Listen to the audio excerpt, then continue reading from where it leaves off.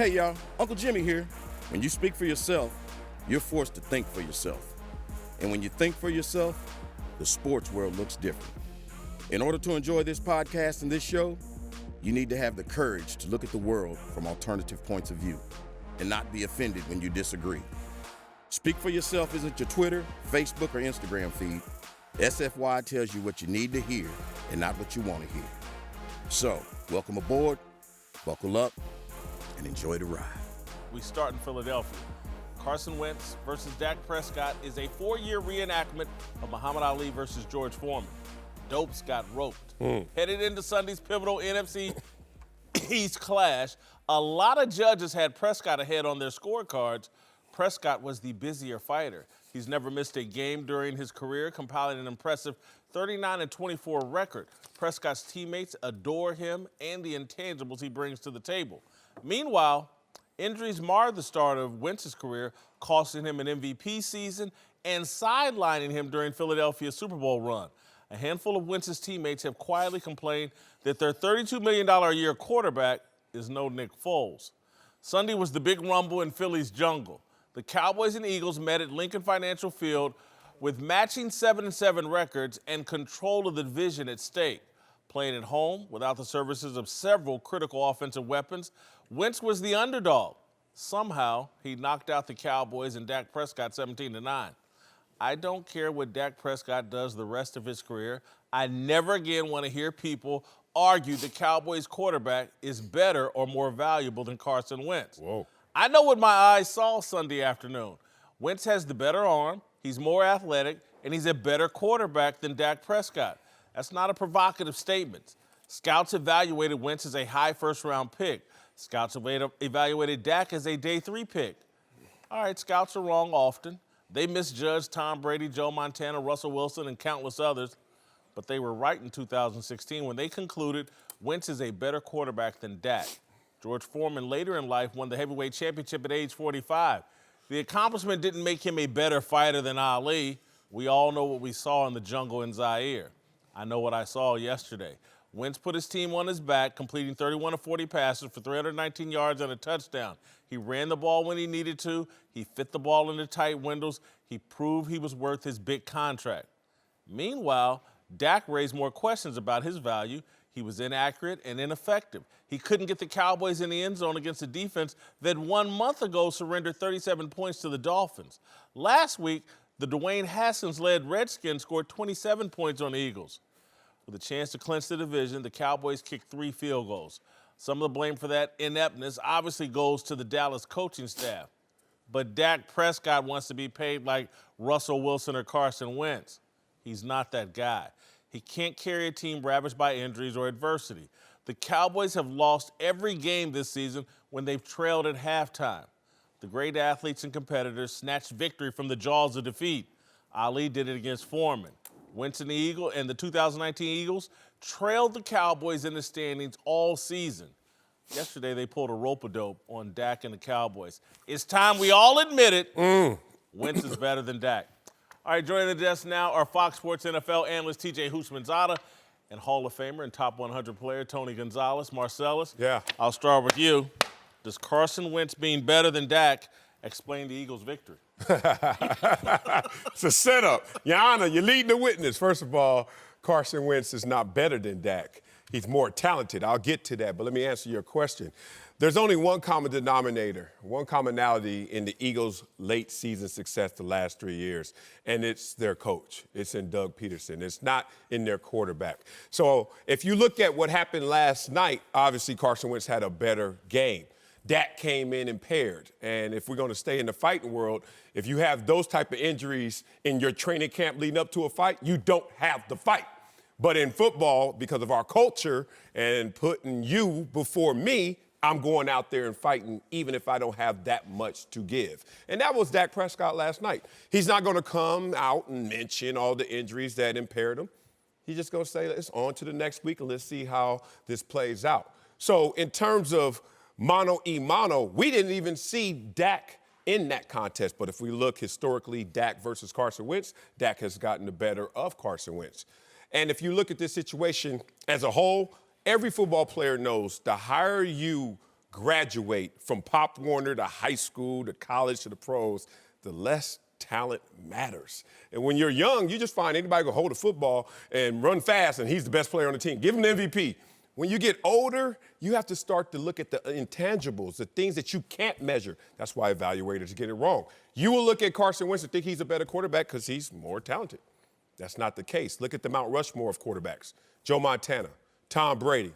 Those are not the most talented guys. So by that very definition, I look at Dak, say less talented, better quarterback, but it's about coaching, and they didn't have that last night. For me, I'm with you, Marcellus. He's a more talented quarterback, and he played better. If you just look at the game, he completed 31 passes. 24 of those passes were to tight ends or running backs. All those receivers are hurt, TJ. The whole point is this. Coaching should have prepared you. They ran so many. You watched the interview last night. Miles Sanders said it. Their defensive line is so aggressive. All they want to do is get to the quarterback, so we wanted to attack them in the screen game. You couldn't figure that out early. That's what they were going to do. Zach Ertz breaks a rib in the first drive. Who else are they going to throw the ball to besides Goddard or Miles Sanders? Your Cowboys, y'all couldn't figure that out as well? And then you say, we paid our offensive line. We paid Ezekiel Elliott. It's 3rd and 1. They gave it to Tony Pollard. He fumbled. It's another 3rd and run. They run sprint right option. If that's your team, the strength of your team is that offensive line and running back, you give the ball to Zeke. The most important possession of the game, Randall Cobb, who really balled out on that last drive, and Amari Cooper are on the sideline. You got 3 timeouts. You call a timeout, get those guys back on the field. That's coaching, man. Or maybe the Cowboys, that offensive line, they're just not as good as everybody says. That Eagles offensive line is better. That Saints offensive line is better. The Cowboys all year, they're not playing up to their capability. Maybe they're just not as good as we thought they were. Well, I agree with you, Kellen Moore. If heads need to roll out there in the Cowboys, that offensive coordinator needs to go because a lot of his play calling, I agree with you, it was very, very questionable. But still, Dak was missing some throws. Some wide open guys. He's missing them, and I didn't see that coming from Wentz too much.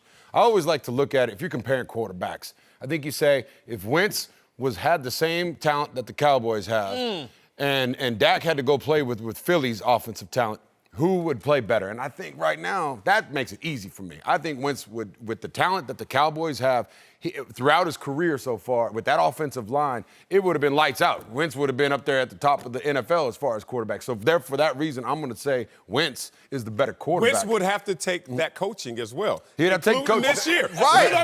I know, it's a hard question. This first of all is a hard question. Says, I'm going to get the players, but not the coaches. We don't call the plays, so you got to be put in position. Tony knows. Playing offense, play calling, when you call it, matters. And defense. That matters so much. That matters so much. The great players, too. And I know Tom Brady does this. This is one of the things I talked to Matt Ryan about when I was young. I was like, you need to go in there and go tell him this is what we're calling. Why doesn't Dak go in there and say, Kellen, this is what we're going to call in this situation? You can't do that. Yes, you He's can. 30 years old. Yes, you can.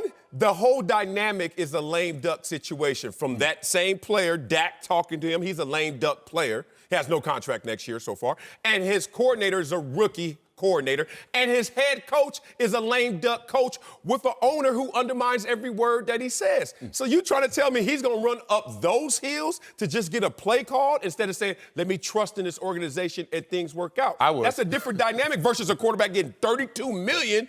He can say what he wants to say. He knows he's on the books and he's going to be there for years to come. It's just a different dynamic. I don't know.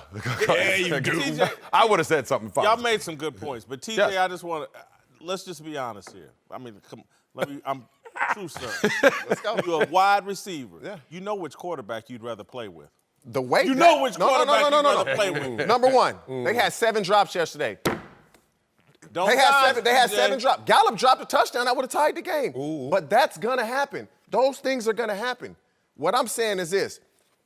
Wentz isn't a better quarterback than that. They are TJ, what who would and you what. rather Yeah, who would you rather play I with? would play with either one. Honestly, the way Dak has played the last year and a half, I could play with either You told me quarterback. you're not allowed to and do I'd be that. fine. Ali reference. No, I'd be fine. You're not allowed to do that. You have to answer the question. I'd be fine with either one.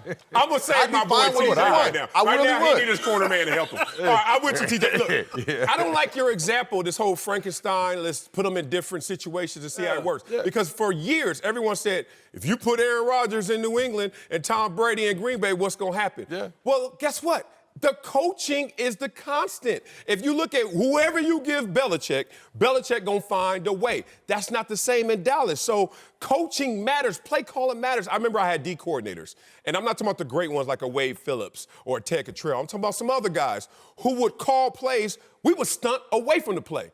And then everyone's like, what are they doing? And I'm like, it's not even based on my ability. It's not based on my talents. I can't buck the system.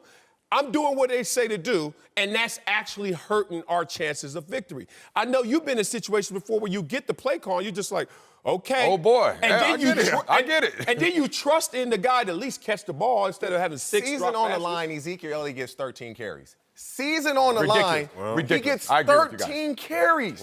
Ridiculous, but I it's can but tell you love the fight. No. You But Floyd answering Mayweather. the That fight question. on Saturday was good, by the way. Now, Floyd Mayweather right now. Carson Wentz is a guy that likes to throw the balls to his tight ends. Now, let me say this. My type of game, I would have played better with Carson Wentz because I'm an in-between the numbers type of guy. I'm going to work the middle of the field. That's where Carson Wentz likes to throw the ball. Even when Nick Foles was playing, Alshon Jeffrey, they played better with Nick Foles. Carson Wentz wants to throw the ball to Tony Gonzalez, Zach Ertz, those tight ends in the middle of the field. That's what he prefers. This is a results-oriented business. Jerry Jones thought he paid for a Super Bowl team. This team is going to struggle to get to 8-8. Should the Cowboys consider moving on from Dak Prescott? No. You got him on a 2-year, $73.4 million franchise. You would pay this guy Damn $35 right. million or whatever, $33 million next year. You damn right. You know why? Just watch this game and you would be comfortable doing Oh, it. yeah. First of all, that's not even Dak what we saw out there. He had the sprained wrist, he has the broken finger, and he That's got the the shoulder. thing, though. Come on, man. Don't do that Nobody's to going this to bring guy. up that all week he couldn't practice. They Yeah, were he talking didn't about it. practice one Nobody's time. going to bring that up. Yeah, I'm bringing it up right now with you, TJ. Tom Brady's barely been practicing all year, but go He's ahead. been nursing an elbow at 42 years old. Guess what? That's a completely different thing than the throwing shoulder. Everybody in the It's NFL is complicated. hurt in December. But it's Not a different quarterback with a right arm And that it's- he throws the ball And it's with. different levels. Here's the thing. Why is $73 million sound like, whoa, that's a lot right now? It won't sound like that in 2 years with the cap inflation. And you're going to have a What's it guy. going to sound like next year at 30-some-odd million? It's going to sound like for a guy that it's going to sound like a guy who could potentially win his 4th NFC East crown, who is 3rd in wins since he's been in the league. His name is Dak Prescott when healthy. So I'm looking at it like, where's Ezekiel Elliott? How many yards he have last night? 47. Now, that's a key number because when they needed him in the Minnesota Viking games, guess how many yards he had? 47. When they needed him against the Rams last year in the playoffs, guess how many yards he had? 47. What the hell? Loaded dice. Here goes Zeke. 47. That's all you getting out of Zeke in key moments. So you got a rookie coordinator who's not calling good plays. You got a running game that is non-existent. And then you got Dak who couldn't even throw all week. And y'all gonna say throw away the baby with the bathwater? No, you don't. You don't move on. You You franchise paid him him. $33 million. You franchise him. Yeah. This new coaching staff, let's see what we can get out of him. And so I hear you say franchise. You're comfortable paying him $30-some-odd million. It beats the alternative. Yeah, Dak, he had a good year. He had a good year. He best did not lead. Football is the ultimate team game. They get way too much credit, the quarterbacks, and they take way too much of the blame. Everybody around you, they drop 7 balls. Oh, I don't play as well. They catch those balls. I have a great game. We possibly win the game. That's just how it works. Yeah, I agree with you. I wouldn't.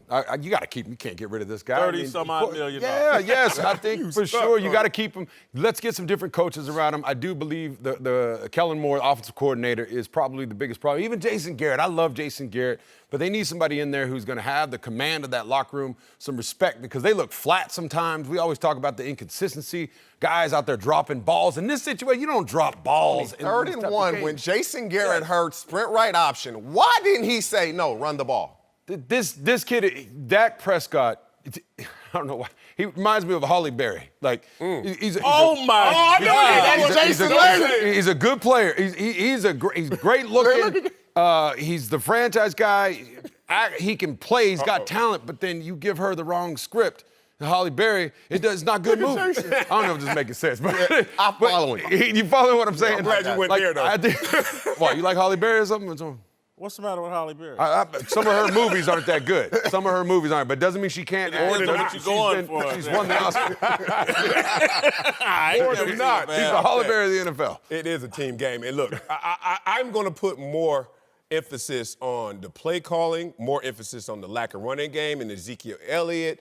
6 of the last 7 games, fewer than 100 yards. This is a guy who already got paid. And you talking about not paying a guy who had his most productive season and led them to the #1 offense in the NFL? Come on, man. Okay, so this is my question. Next year when he walks in there under this franchise tag at $30-some-odd million.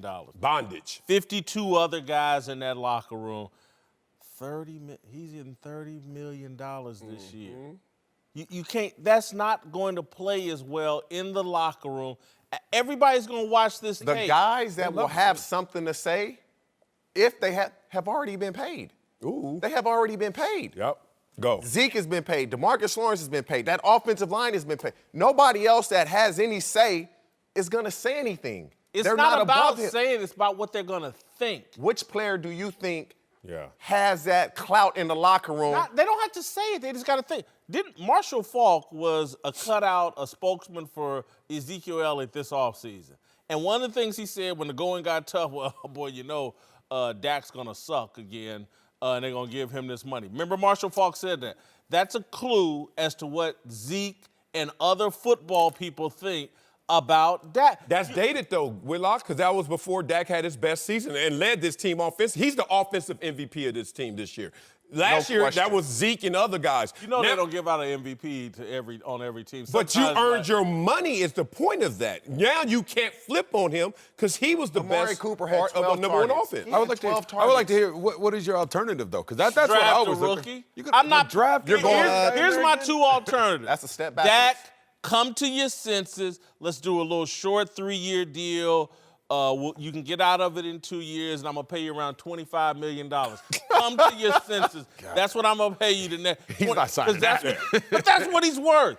And then if he doesn't, then I'm like, okay, see who else in the NFL. There won't be one team willing to pay this dude $30 million on the free agent market. Not one team. You better go to Costco with that deal because ain't nobody. What team is going to pay him 30? What team is going to pay him 30? I don't want no Costco contract. You got to let people hit the street and find out what their real value is. Oh, yeah, that really hurt a lot of other players. Like, think about it. He's better than Nick Foles, and Nick Foles is sitting there at 22. So Dak is not getting 25, and he's younger. He's going to get 30 minimum. Who's going to pay him? It's There's a not one team. Only the Cowboys next year on a one-off deal will be willing to pay this guy $30 million. Nobody else is doing it because his market isn't that. And #1 offense, best passing performance in your career. 39 all and those 24 wins, for a third career. wins. Come on, man. you know what I told somebody over Twitter this weekend. You're watching the score, you're not watching the game. You can look at the stats, but you can also look at the games. The stats say one thing. Jameis Winston, isn't he going to lead the league in passing yards? Yes. One of the most overvalued stats in all of football is passing yards. Dak right there at the top of it. Dak Prescott, if you watch him play, and maybe one day he will turn into a baby Tom Brady, a baby Rich Gannon. But right now, $25 million, Dak, or you can hit the streets and see if Jacksonville or somebody else will give you 20-some-odd. No one's giving you 30. Not one team. The Eagles scored 17 points. 17 points. Okay. So you just said passing yards, 17 points. He completed 24 passes to tight ends and receivers, Carson Wentz. Great. They scored He did what he needed to do to win. And he getting $32 million. Without Lane Johnson, without Deshaun Jackson, without Alshon Jeffrey, with Zach Ertz getting hurt, the guy played a hell of a game. But Carson Wentz. what's more important? That you don't have the talent around you, or you don't even have yourself to take advantage of what's around you. Dak, he didn't even have Everybody's himself. hurt this time of year. Not everybody to that degree. Tony Gonzalez is back. We're joined now by Fox NFL analyst LeVar Arrington. Time now for a big story presented by Hyundai. Let's return to Philadelphia, where the Cowboys didn't even put up a fight in yesterday's showdown with the Eagles, losing 17-9 and letting Philly take control of the division. All year, we've heard about Dallas's Super Bowl caliber roster, but yesterday, Dallas couldn't even score a touchdown against a decimated Eagles squad when the season was on the line. All right, the question here is the Cowboys roster overrated? No, it's not overrated. It's not properly rated because most evaluators get it wrong. The thing about it is, in the NFL, what I realized, and I didn't take the yellow brick road to the NFL because I went to an Ivy League school, so it almost was an outer body experience. I wasn't groomed for that moment, so when I landed there, I was able to observe it in totality. And I tell you one thing, every single player I met in the NFL was a black belt. It's just what degree of black belt were you? All of them could play some football. But then things like the intangibles kick in, mental discipline, who could do the mundane things, who doesn't get bored with success, who can have immeasurable moments in terms of their game and its execution. So heart, how do you measure heart? Go to the combine and show somebody heart. Like, what the hell is that? Most moments that show the good from the great, you have to wait for them to occur to actually evaluate it. But when you make projections and forecasts, you just look at simple measurements like talent and speed and size and strength. But then you get out there and you start to realize it's so much more than that. So when you look at the Dallas Cowboys roster, it's not properly evaluated. What it is talented as hell. And that doesn't usually land itself into a Super Bowl championship. So not overrated, but probably not properly measured. I don't think they're overrated. I think it's a talented group, and at times you can see how talented they are on both sides of the ball. I think it's a lack of leadership. I think it's what the environment allows for them to be. You put a big shark in a small tank, that shark will only grow as much as the parameters around it will allow it to grow. I think it's the same situation here with this group. If you have better leadership, I thought to myself, if Bill Belichick has this roster in Foxborough right now, they're probably undefeated. If he's winning with what he has right now, and you have this type of roster, that type of running back, the offensive line, the defensive players that he has on this team, or Andy Reid, if he has this, and which Andy Reid has a lot of talent, but if you take and you give somebody like an Andy Reid or a Bill Belichick this type of roster, you would sit there and you would see what this roster is truly capable of. I don't underrate them. I just think that the leadership isn't right. I don't think they're overrated. Maybe a little bit on the defensive side of the ball. Maybe they're not as good as they're not playing as well as I thought they were going to. Offensively, they have some talented players. I think that's more of a coach. I think Kellen Moore, been beating that drum about him. He's got to call better plays, put these guys in better positions. You're right, the leadership, the drop balls, the lack of concentration. That's just lack of concentration. You can catch, like you said, they're all black belts. You can catch a football. That's why you're in the NFL. But you drop it in that situation, that tells me your preparation is off, and that starts from the coaching staff. But defensively, they only had one sack against the Philadelphia Eagles. And I don't know how good the offensive line is for the Philadelphia Eagles, but I would expect with that defense, with the guys they have on it, you got to put pressure on Carson Wentz with the lack of offensive players that he had. And I expected them to show up, and it isn't the first game yesterday. They've been doing that all year. Defensively, I'm going to say they're a little overrated. They need to get better there. Y'all have changed my opinion. I came in this morning convinced overrated, and the more I listen to you all, I'm not. There's some I think Dallas's 3 Pro Bowl offensive linemen, other than Zach Martin, very overrated this year. And so I think the tight end is overcooked, overdone, past his prime, has no wiggle, no nothing. And, but listening to you all, I have to admit, if this team were better coached, we'd be seeing better results. So I've kind of flipped. Although I think the offensive line's a little overrated and they got a weakness at the tight end position, this team has underachieved. Jerry has put together a good raw. It is just poorly coached. Yeah, let's take it to a simple place. And this may ruffle some feathers, but I'm going to just tell you how it goes. When you're young, and I'm from the inner city, we had hella talent. I mean, we were rolling. I mean, little kids running 4-4, it felt like, right? And then there was always this ghost out there in the suburbs that was called discipline and a team unity. And then you saw him, you looking at him off the bus like, we about to smoke them boys. Yeah. And you get in that game, it's late third quarter, it's 6-0, and true. you got 0. You're So like, true. what the hell is going on? So true. And it's the culture, the coaching, and that tight fist versus a bunch of fingers out there getting it. And that's what football turns into on a microcosm on a big level. And I forgot my best point that y'all dragged me to. It's like they went out and got Michael Bennett. I don't think he fits their culture. And we saw a couple of weeks ago, he was leading the team in pregame talk, like he was the leader of the team. He's a late addition to the team, and he can show up instantly, and he's the leader of the team. That, to me, says something about their culture being misguided. Michael Bennett's a talented guy. I don't think in these last few years, I don't think he's really a guy you win with consistently. You certainly don't win with him, I don't think, as the leader of your team. Then I go back and look at how desperately they wanted a safety at the beginning of the year, and they couldn't get it. This team, the culture isn't right. They've paid Ezekiel Elliott a headache, a complete headache for the whole time he's been there. And then Dak Prescott, and again, I don't believe in paying Dak Prescott, but the guy's been a great team guy, great culture guy for you. He can't get paid, but Zeke can get paid. The culture in Dallas is wrong. I'm going to revisit what I originally said. Leadership. You said culture. You're 100% right. We have not mentioned Jerry Jones. You said Jerry Jones put together the right roster. But Jerry Jones is probably the most culpable out of everybody involved in this whole scenario. And the reason being is unless you have Jerry in a situation where he's not trying to do good for his team, trying to right the ship and all the things that he does, he's doing more damage and he's doing more harm than he is helping the situation. There is a confused locker room. There is a confused building. And that's to me where the lack of belief, which is probably the strongest thing that a coach can have from his players. It is the strongest element that you can have attached and associated to an organization is the belief factor. There's so much confusion in terms of what does Jerry want versus what does the head coach want. And then now as players, as employees, scouts, whoever, coaches, front office, everybody's trying to figure out what's right versus what's wrong. And your focal point is totally different. It's not on winning games.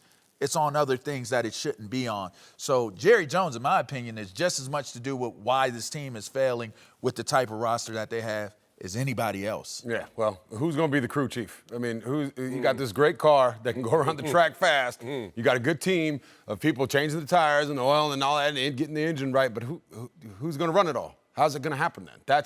You got this talented roster, and everybody's talking about this, not just us. But so what do they do? Yeah. What are they going to do? Jerry? Is it going to be this way until Jerry fires himself?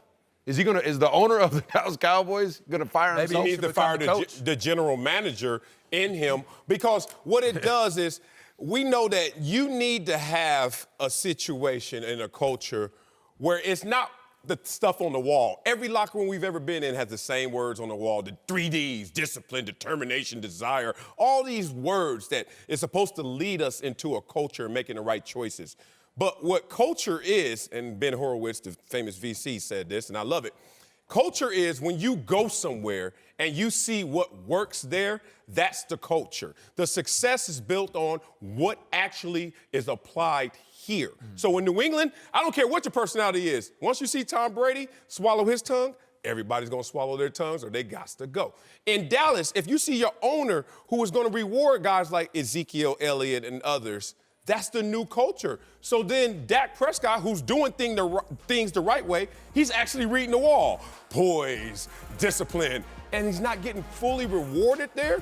That's when you undermine a winning culture, and you have what Dallas has. Tony Gonzalez is back. We're joined now by Fox NFL analyst Michael Vick. All right, let's move to Chicago, where the Chiefs dominated the Bears yesterday, 26-3. And Patrick Mahomes did a little trolling, celebrating one of his 2 touchdown passes by counting to 10, the number he was drafted at. But even more impressive than Mahomes was the Chiefs' defense, which hasn't given up a touchdown in the last 9 quarters.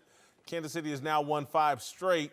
And during that run, they're actually playing on par with the AFC's top seed, the Ravens, with KC's defense actually outplaying Baltimore in that span. All right, anybody here think the Chiefs are as good as the Ravens? No. As good, no. Player for player, talent for talent, squad for squad, no. But we just saw last night with the Dallas Cowboys that being the better team doesn't mean that you're going to win the game. So, yeah, I think they could go out there and snipe the Ravens in the playoffs. But they're not as good as the Ravens right now, because as much as the defense has improved, they haven't seen that same growth offensively. And if you look at even last night, where they scored 26 points, few games, 27 and under, that's been kind of their ceiling, as we talked about with Buffalo, and their ceiling being 17 points. So not the same offense as before, but a much better defense, as we came on this show and said in our projections. If they can get a top 10 defense, they're going to be special. And as we look right now, they're 7th in scoring defense, ahead of the 49ers. That's some trivia you can win at any sports bar, saying which defense is better, 49ers or the Chiefs. Right now it's the Chiefs. So if you look at them since week 11, they've been just on a tear defensively. So not as good, but can certainly beat them. I would say no as of right now. The Chiefs have made some strides defensively, and I think that's where they have to get better, and they're showing that they're getting better versus the run. You look at the Baltimore Ravens and what they're able to do. I mean, consistently all throughout the year from week 1 to week 16, they've just been the top team in the NFL, better than most. But I still think on the offensive side of the ball for the Kansas City Chiefs, they can compete with any defense that they might see in the playoffs, and that's going to be some of the best. So, you know, with Harmon and Tyreek Hill and Sammy Watkins, the speed, and then Patrick Mahomes being able to attack any area of the field, they can compete. But as of right now, being the best team or being able to compete with the Ravens or being better than the Ravens, I can't really say right now, but, you know, still got a long way to go. Yeah, I'm going with the Chiefs. I do. I think right now it's all about hot. They are hot. They are going to hit the playoffs running right now. They're that team, and it was all because of the defense. We look at them, Tyrann Mathieu, Chris Jones, and Frank Clark is finally playing like that $100 million guy. He wasn't playing like at the beginning of the season, but now he is. And now you bring over Terrell Suggs, who you can say he's old, but that guy emotionally has the experience. I think he adds an added element, and he played for the Baltimore Ravens too now. So I'm not saying he probably knows a little bit about what they do. He can help once this game does happen, which I hope does happen. And with the running back going down for the Baltimore Ravens, I don't know how severe that injury is. He'll be back for the playoffs. Is he going to be back though? Because with a calf? That's tough. A calf. I've had a calf injury. Calf is tough. It's tough to be the guy you were before. Yeah. And he is a huge part of that team. That running aspect helps Lamar do what he's able to do. And I think scoring-wise, Andy Reid is an offensive genius. You give him time, he is going to put up some points. You saw it last year in the playoffs when they went against the world champions, the New England Patriots. They won that game. If the guy didn't line up in the backfield, they won that game. It was over. I think this team, over the last 3 or 4 weeks, I'm going to say they're probably the best team in the NFL to me right now. Chiefs. I like them. That's a mouthful, Tony. I'm going to somewhat. It's also my heart, too. Come on now. I'm going to somewhat go there with you. I'm going to somewhere go there with you. I do think the Chiefs, and this is a change for me because Damian Williams came back. The Chiefs ran the ball better last night. I do think the Chiefs are as good as the Ravens. And over the next 3 or 4 years, I think I'll be proven out that they're as good as the Ravens. This year, though, the Ravens have an element that's just, it destroys all close races, and it's Lamar Jackson. The Cleveland Browns were playing a hell of a football game the first half until the last 3 minutes. Yeah. And this dude pulled magic. I mean, it was incredible. Yeah. Boom, boom. Yeah. No timeouts. And the whole knock on him from people, if they ever get behind, you can't run that offense. And I know it was only 1 touchdown, but they were behind, no timeouts, and this dude scored 2 touchdowns like it was nothing. That's the difference between them and the Chiefs. Last year, Patrick Mahomes had that magic. This year, that magic is with Lamar Jackson, and that's the difference between these two teams. I think the Chiefs probably have a better defense.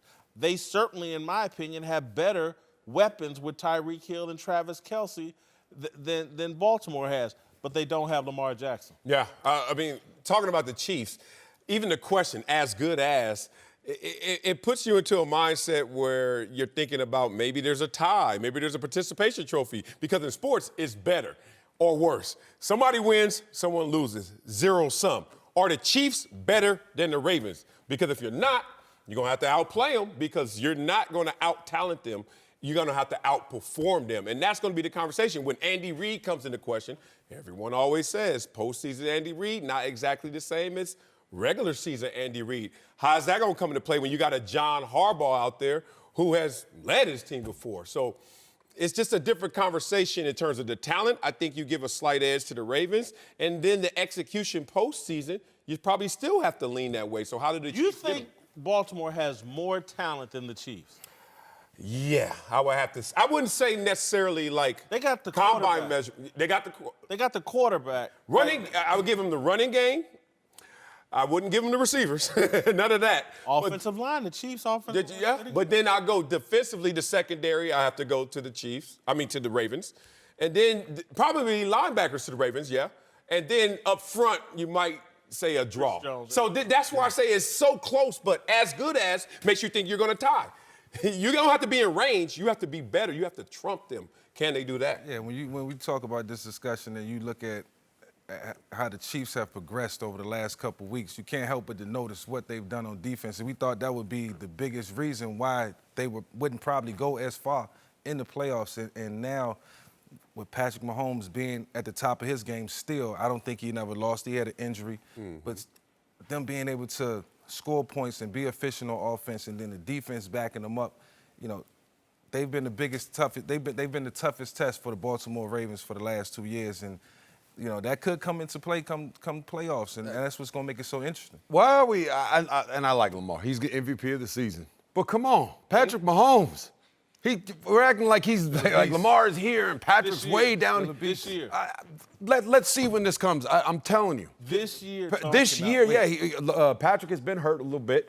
Lamar has outplayed him. I'm not saying he. Okay. And the Chiefs did beat him, though. The Chiefs beat the Ravens. Remember Peyton Manning, Tom Brady, every time this is going to be that for the next 10 years. Absolutely. This is going to be the top two quarterbacks. We're going to love watching this. This is starting to get good. Yeah.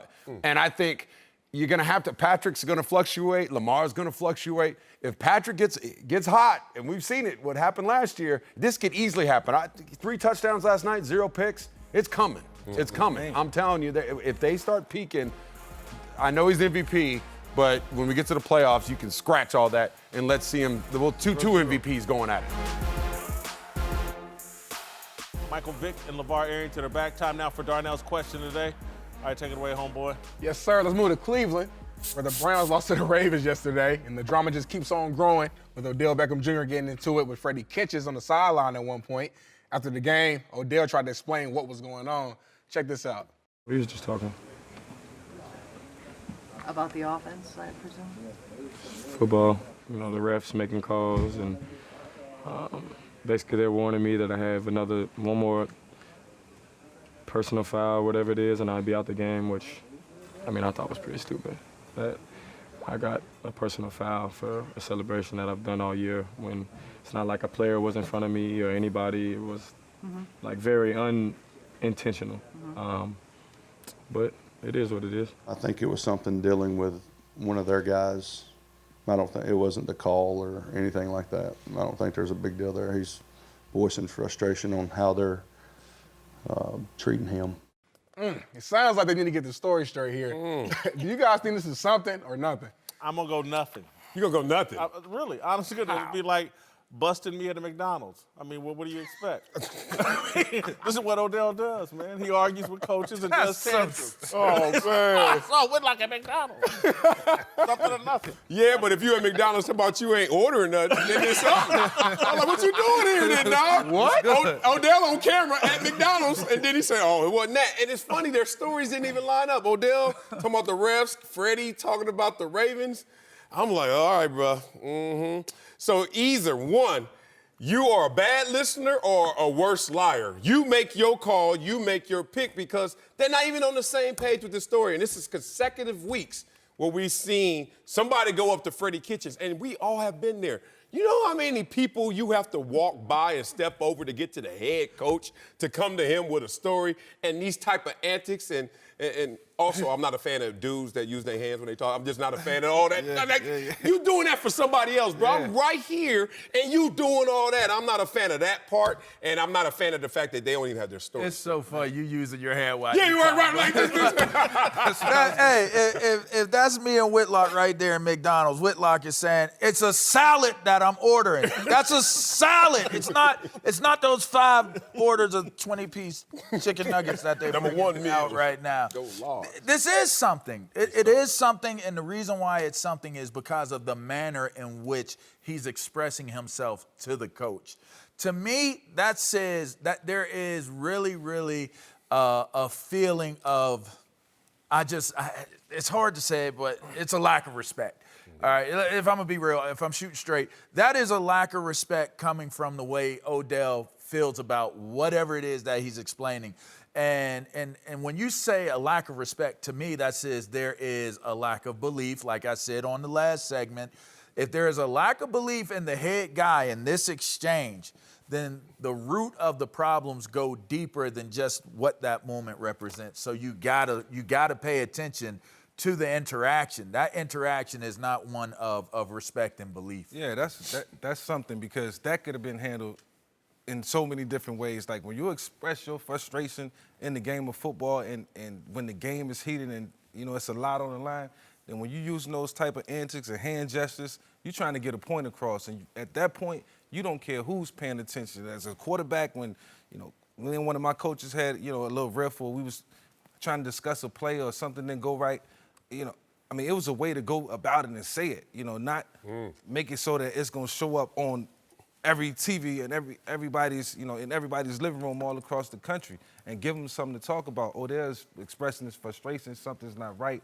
Even if it was just a 2-point play, it could have been handled different. You don't handle it like that. Yeah, he was upset. 2 things come to mind when you were growing up and you didn't show that proper respect to authority, whatever that may be. Is one, somebody say, "Hey man, stop showing out. Like, calm down. Like, you're doing this for demonstration instead of trying to really talk to me."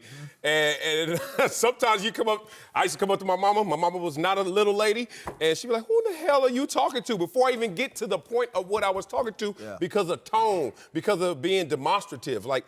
You just don't do this because it's a projection of something that the other teammates gonna see, and that's why it's happening consecutive weeks. Guys are testing you, Freddie, and you probably only got a week left. But this is how Odell handles everything.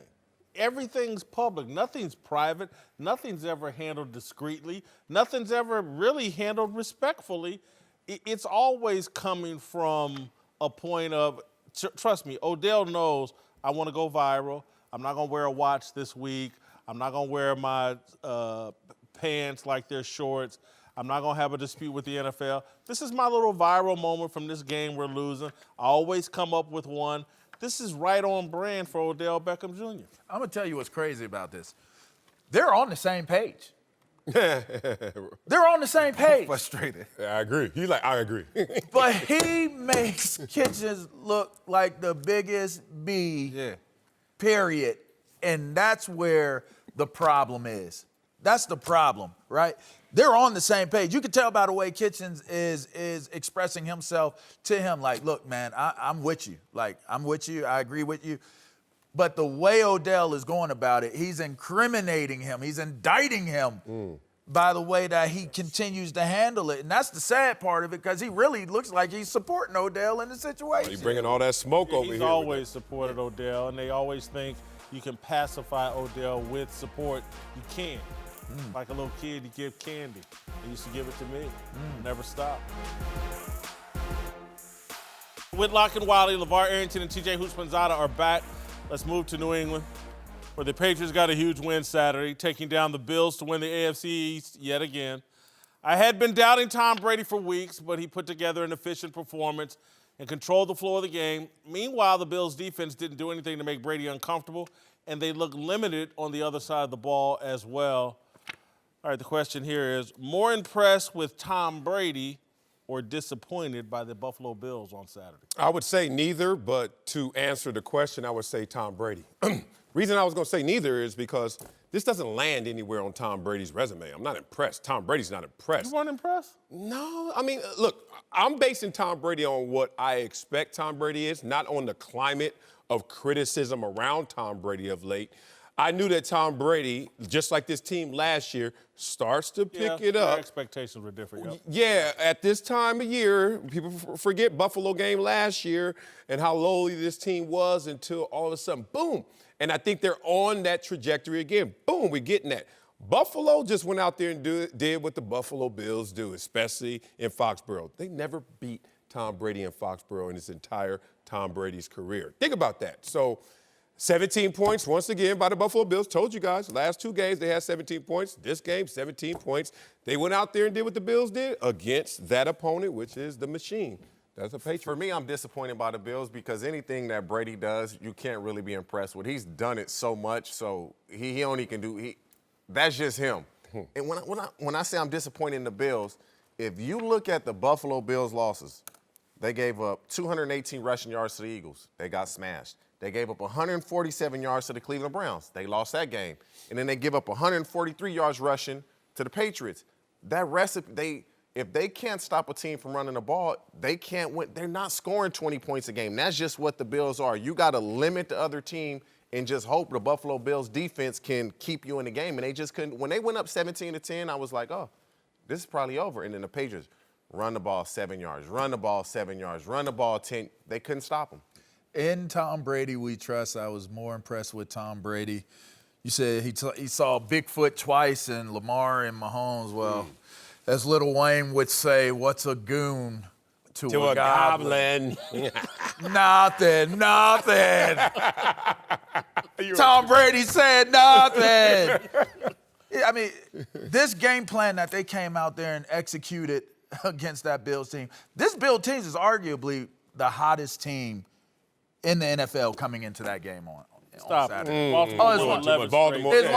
It's arguably one of the hottest teams right now. Why wouldn't you be disappointed in them if that's how you feel about Buffalo? Uh-oh. Because I'm more impressed with Tom Brady. I'm not disappointed in the Bills. A guy wins 6 Super Bowls. You're impressed what he does in a regular season Absolutely. game? There's always a reason why you can say someone who has had great success comes up short at some point.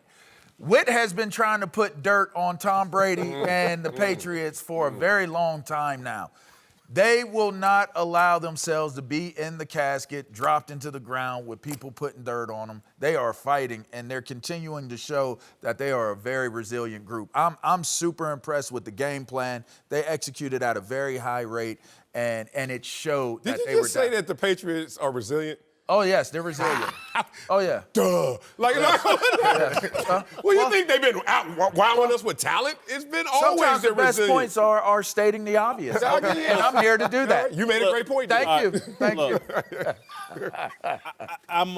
I was thoroughly impressed with Tom Brady because my expectations were low. Right. And I felt like he started to show his age. I was here last week saying, hey, there's articles written in Boston from the hometown media, Tom Brady's the problem.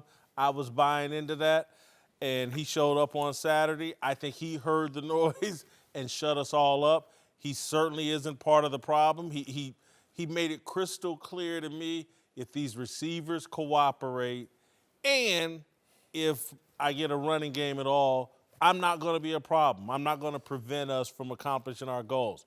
Having said all that, and I was thoroughly impressed with Brady, hats off, Tom. You shut me up. You embarrassed me. You cost me money. But the Buffalo Bills were an embarrassment on Saturday defensively. They never touched Tom Brady. If they shook his hand in the post-game handshake line, that's the first time they touched Tom Brady all Saturday. It was amazing how clean that pocket was and how unphysical, I don't know if that's the right word, the Bills' defense was. Couldn't do a damn thing on first down to create 2nd and 8, 2nd and 9, 2nd and 11. Every time the Patriots lined up, it was 2nd and easy, 2nd and 5, 2nd and 2. They dominated them with their running game. And I was like, where's the Bills' disruptive plays at? Where was anybody in the backfield tripping up a running back and creating 2nd and 13? It never happened. I bought the hype that this was a good Bills defense, and the Patriots came in and clown-suited them. And so I think the Bills are fraudulent. Whoever they play in the playoffs in first round, I can't wait to lay money on their opponent. Let me tell you this. Look, I'm Bills Mafia up here. Everybody knows that. And I forgive all of you guys for not diving into the details. But please just walk with me through this schedule. And I'm going to tell you, y'all did buy into the hype. Look, I'm going to ride for the truth harder than I'm going to ride for any team, any mafia. This team has lost to the Patriots twice, right?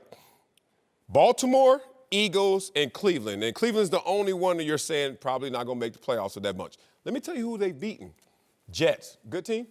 Giants, Bengals, Titans, Dolphins, Redskins, Dolphins, Broncos, Cowboys, Steelers, and that's it. Best team is the Titans.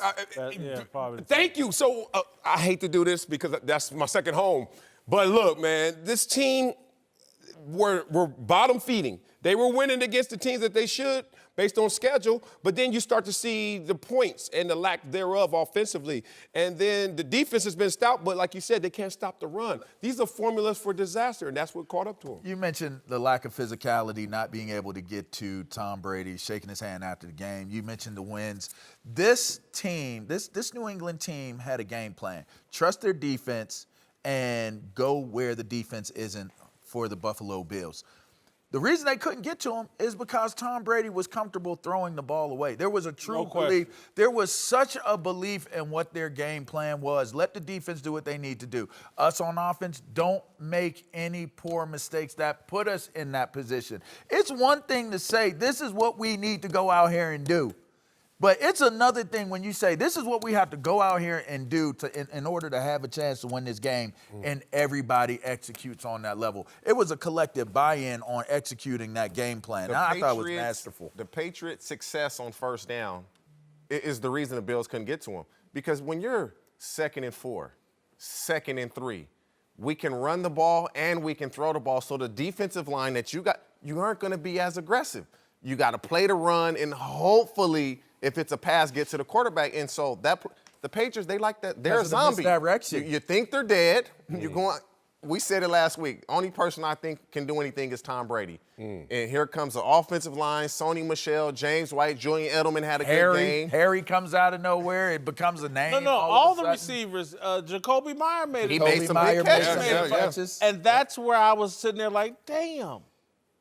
They're going to be a little more of a problem to eliminate in the postseason You think? than I thought. Now, look, I think I still will stand on it. They're going to get eliminated. The Chiefs or the Ravens will take care of this for us, but for me.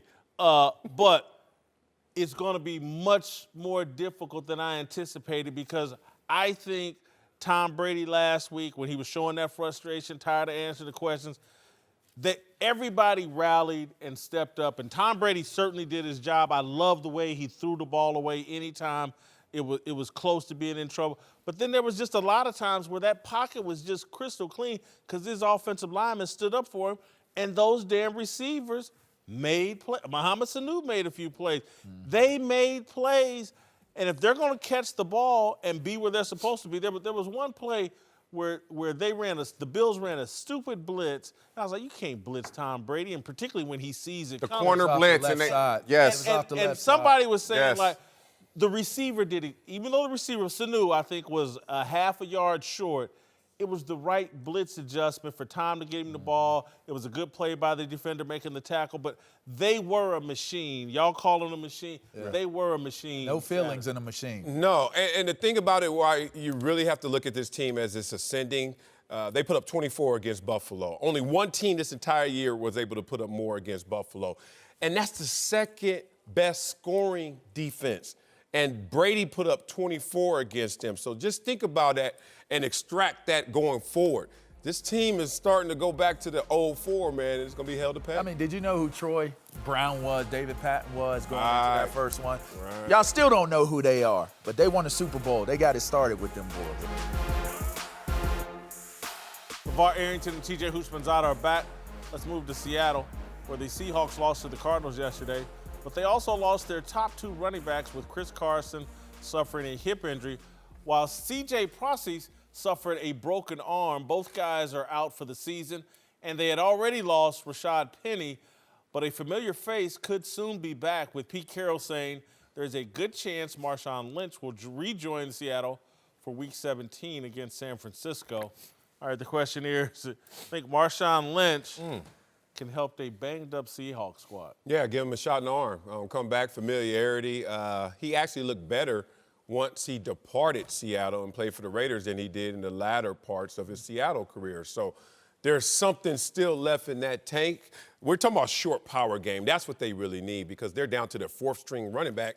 You need somebody who can really affect the defense, make them think that something's coming with power, with impact, with message. If not, play action doesn't respond to it as a defense. You're just like, whatever. So that's what's really hurting this team. And we'll see what they can do if they can bring them back in. You got to check. Hey, you got to check in on them, though. That check engine light, got to make sure it's not on, make sure that he's ready, and check him and see if he's about for the task. Yeah, he's going to be able to help him somewhat. It's going to be interesting.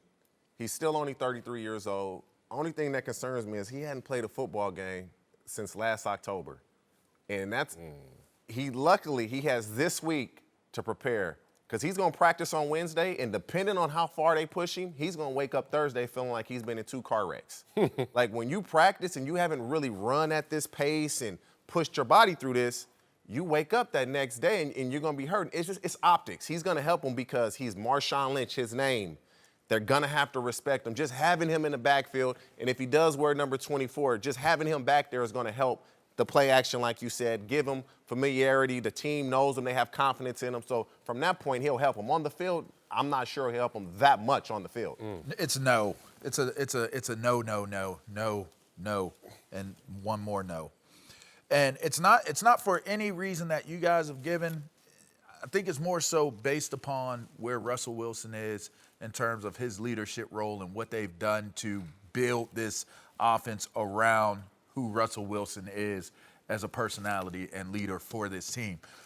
If you bring in a guy from the past, all right, and you start to talk about the identity of those successful Seattle teams, it was led by the Legion of Boom and Beast Mode. Both brands. Those brands represented what it established the 12th man. It established the reign, the legacy connected to the Seattle Seahawks organization. If you bring back one of those brands, it could have a very, very bad reaction, an allergic reaction of sorts when you're talking about a brand that was a part of that time, but was minimized, right, by the brand of beast mode on offense, by the brand of defense in Legion of Boom. I think it's a bad idea. It's a bad idea. I'm going to tell you why I disagree. It's it's one game, maybe a playoff game. The Seahawks are toast. And beast mode ain't coming back next year. They got exposed this week by Arizona, and really the last 2 weeks. Seattle's probably a bit overvalued. Do I think he'll help? No, I don't. Because, one, I just think bringing a running back that hasn't played in 14, 16 months, or however long it's been, ball security. I'm worried about this dude turning the ball over when he's coming week 17, and you got 2 or 3 days worth of practice when you don't practice contact anymore. And so the first contact he's going to get is in it's against the 49ers. A must-win game for the division championship against the 49ers defense that has been starting to get exposed and people are starting to talk about him, that has something to prove. I would just be very afraid of Marshawn Lynch turning the ball over if I'm bringing a guy. Surely they got a running back on their practice squad. I'd go with him. Surely they don't, because they're bringing in this old-ass dude to come here. Y'all looking at it the wrong way his last calendar year. What has he been doing? Y'all need to look at in the last week what I know that Marshawn's been doing, and this is why I know my boy's ready. If you out there passing out tequila shots, this was last week. It's my man right there getting it in. You think he ain't ready to go get it? That's the mindset you got to have. You know he can hit Tequila. that switch. Tequila shots. Casajagones. Yes, he's all in right there. Hey, lady. So all that said, I think Marshawn's in beast mode right there. That's beast mode right there. That is a trip. You don't want to send that message to Russell Wilson after you just gave him all that money. Leave Marshawn alone. We're trying to win it. Leave him alone. Who else are they going to get? Find somebody. They need somebody familiar with the offense. It's a 1% make it into the National Football League. And 0% knows this offense in a week. So you got to go with him. This is a different offense than what it was when Marshawn Lynch played for Not it. that much at the core. Find an able youth, body that can give you a little bit of catching out of the backfield. You don't know what a little the bit young of man wiggle can do. out on the At least with side. Marshawn and the brand, you believe something That's can why happen. you don't You're want a young bringing guy. a guy that has a Protection. voice. Protection. A young guy's not going to be able to pick up that. Leadership-wise, there's a guy by the name of Marshawn Lynch that can say something to Russell Wilson that somebody else would not be He ain't able going to be to there say. long He ain't enough gonna say do it, that. man. He ain't It's going to be there long long enough. It's They long win. enough. Darnell, Yes, sir. anyone win the Super 6 this weekend? Unfortunately, no, there were no jackpot winners this weekend. So make sure you download the Fox Sports Super 6 app and play for free for your chance to win next Sunday. Super 6. Uncle Jimmy's here to help us talk about our approval ratings for Carson Wentz. But first, who's your big dummy of the day? Yeah. Woo! Sweet Mother Mary and JoJo. The big dummy of the day goes to the person that set up and was talking about the Dallas Cowboys and said, "Oh, everybody at the table flip me." I didn't see no damn forklift or nothing come on this set. When's the last time you been flipped? All right, let's talk Carson Wentz.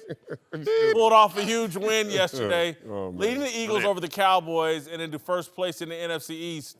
All Philly has to do to win the division is take care of the lowly Giants on Sunday. Marcellus, are the Eagles a lock to win the NFC East? You know they're not. Eagles fans even know that they're not. They are sitting here in anxiety right now. Look, the Giants took them to overtime. That was with Eli. Now they got Daniel Jones out there who set an NFL record, 350 yards plus 5 touchdowns, no picks. Never been done by a rookie before. So I don't know. I think the Giants coming in hot. Yeah, it's hard to call anything a lock in the NFC East. Both these teams have been very inconsistent. Yeah. Who knows what'll happen? But the Eagles are in the driver's seat.